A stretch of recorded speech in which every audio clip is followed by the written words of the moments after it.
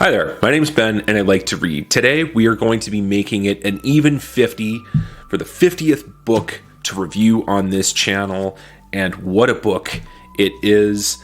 It is Goodbye to All That, the memoir by Robert Graves. Now, a quick little bit of background before we hop into the plot of it. And like I said, this is a memoir, so essentially most of the video will be a background on the author's life, but a quick little synopsis is that Robert Graves is an English writer, or I should say was an English writer. He was part of a group of the World War I war poets such as Siegfried Sassoon and Wilfred Owen, who managed to, achieve quite substantial fame, not just during their lifetimes, but more so of course, after their deaths, with their evocative portrayals of trench life and themes of nationalism, duty, honor. It's, if you haven't read any yourself, although I'm sure if you grew up in any Commonwealth country, you were probably bombarded with it as a child, and of course every Remembrance Day. But still, that's despite the saturation, they're still wonderfully important to read. So, Goodbye to All That, I should say, covers the life of Robert Graves from his birth up until he left England in the mid-1930s when he went to Spain, where he remained for the rest of his life, hence the title, Goodbye to All That. It covers his time at public school, which in the UK means a school that you actually have to go and pay for and stay at, so technically a boarding school. It's a little bit confusing. Of course, the majority of the book covers his service during World War I, and the last about 50 or so pages cover him, getting married for the first time to Nancy Nicholson, having 4 children with her, and then sort of glosses over his affair with Laura Harding, doesn't really go much into detail with the tomfoolery that, if I can call it that, more so the absolute craziness and simping that he did over her, and then of course leaving to Spain. Now, of course, it omits the rest of his life as well, where he became a very successful fiction writer as well, and he always considered his fiction novels to be just a source of income. But I have to say, even if he was just writing it for a paycheck, it blows 9 out of 10 authors out of the water. Especially if you enjoy historical fiction, his series on the early Roman Emperor Claudius, called I, Claudius, which was adapted in the 1970s into a BBC TV serial with Derek Jacobi and Sean Phillips and Brian Blessed. It's wow. It certainly made an impact on me as a young boy when I read it and when I watched it. And I'm just really happy now that I got the opportunity to read his memoir and to see what he was like as a young man as well.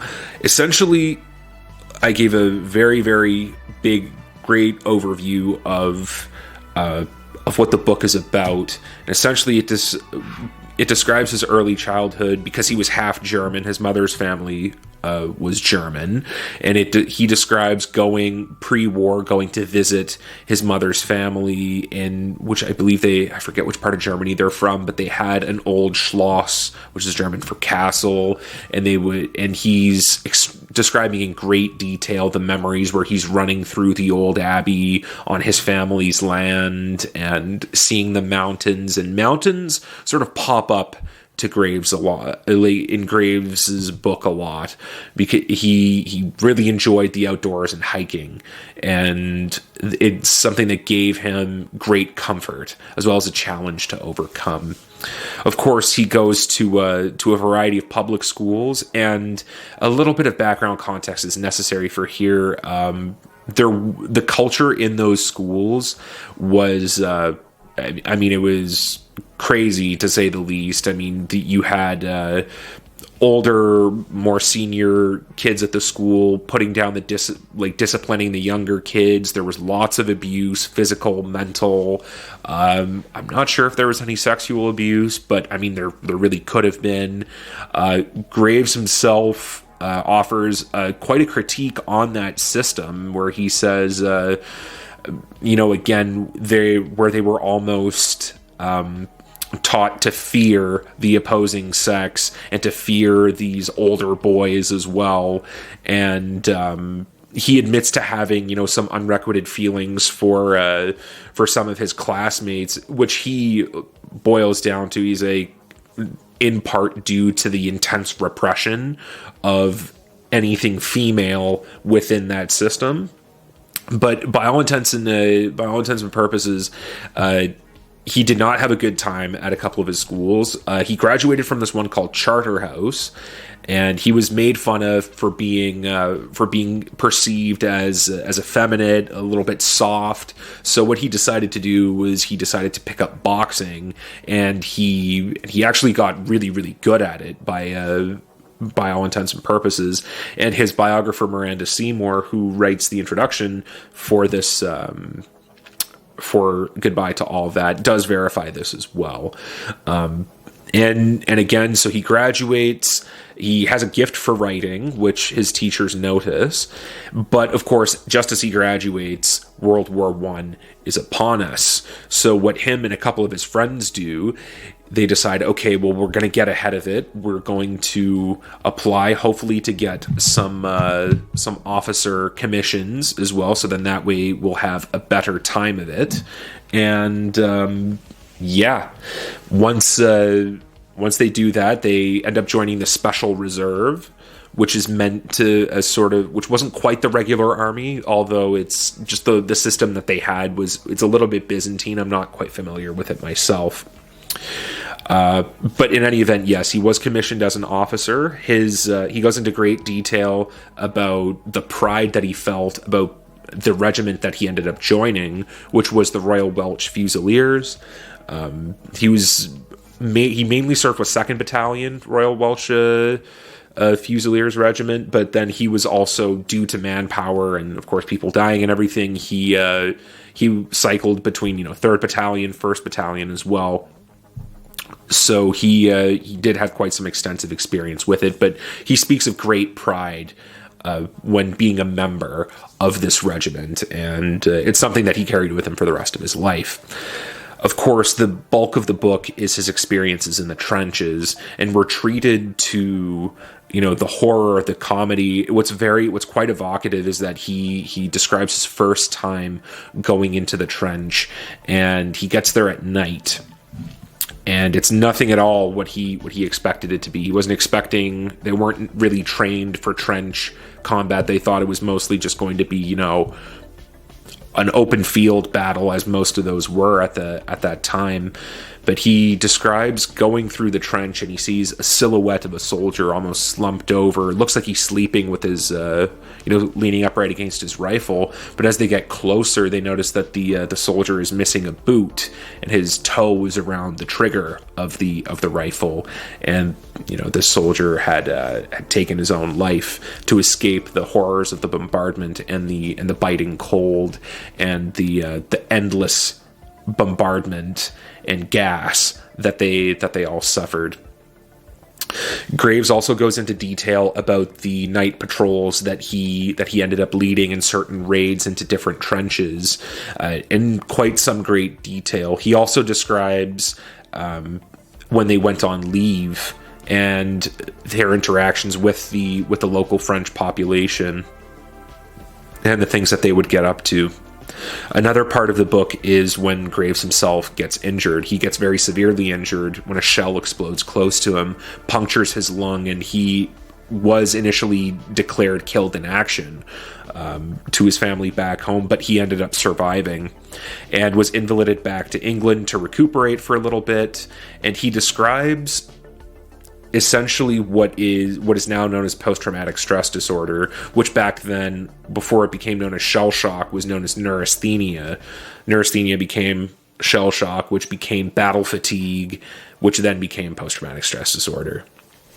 He describes how his family is talking about the war, and all he wants to do is just not talk about it. And they keep asking him questions, and they still have this patriotic fervor with it. They still have this very idealized view of the war, which he knows is a complete lie.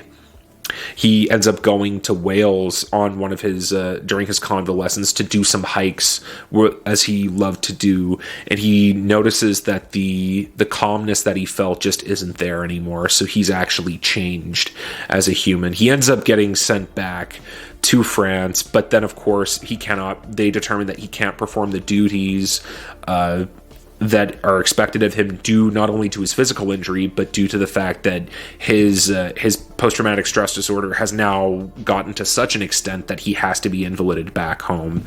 So he spends the rest of the war in either training troops or in and out of these different hospitals, where he meets his friend Siegfried Sassoon, where he meets, according to him, Lawrence of Arabia, even at one point.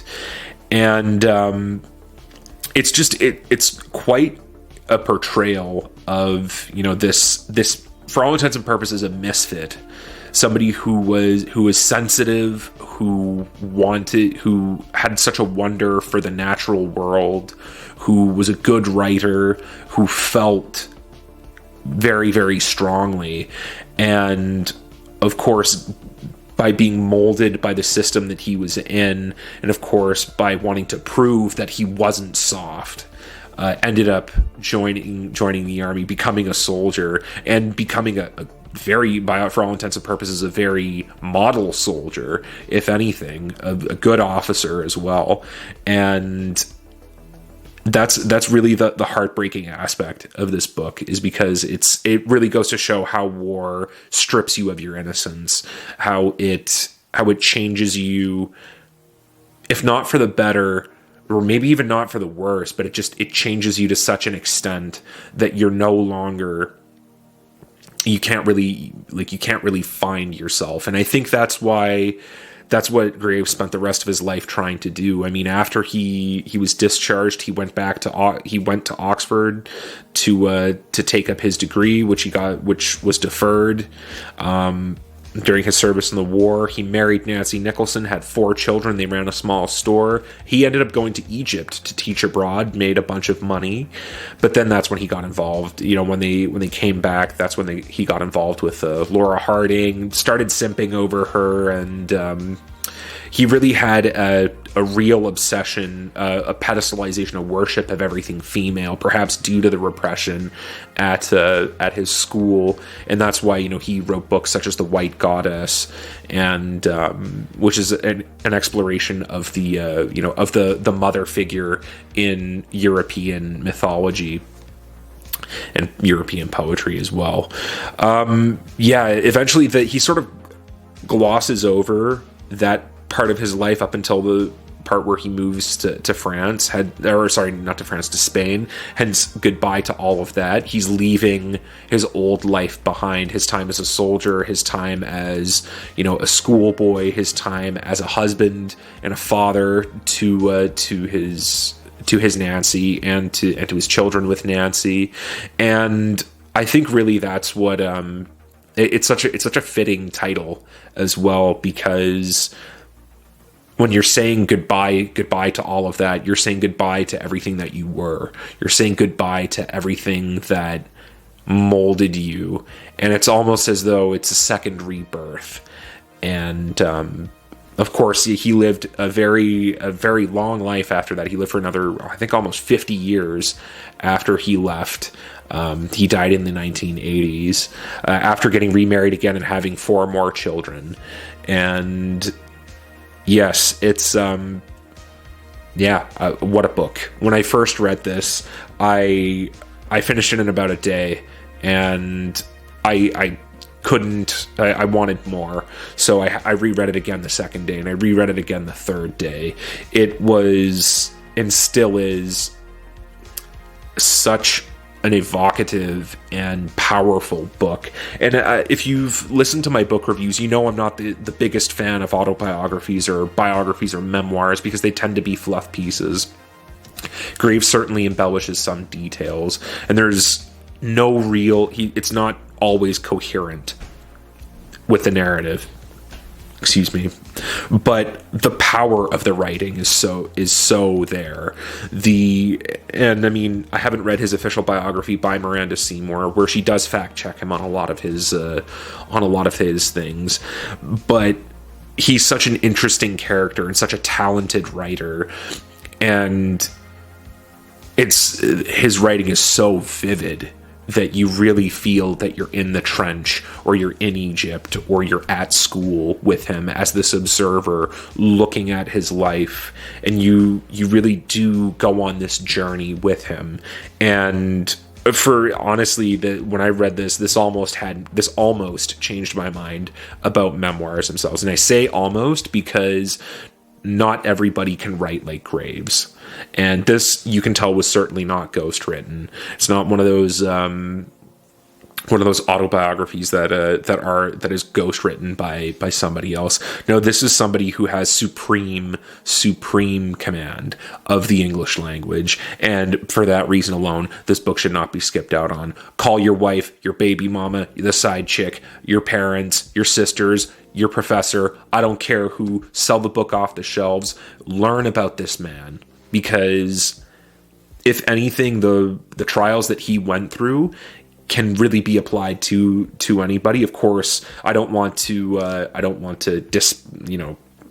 cheapen his harrowing experiences in the trench, but this book is essentially about finding yourself and having to go and putting yourself through so much in order to find yourself, that eventually you end up having to say goodbye to all of that, in the sense of goodbye to everything that came before you can accept who you truly are. So in any event, I'll leave it there, and I'll put the question to you: have you read any war poets, and have you read any Robert Graves? If so, have you read this book, or have you read his I, Claudius books, or The White Goddess? Let me know what you thought of them in the comments below. Drop a like on the video and a comment down below to share your thoughts. And as always, thank you so much for watching.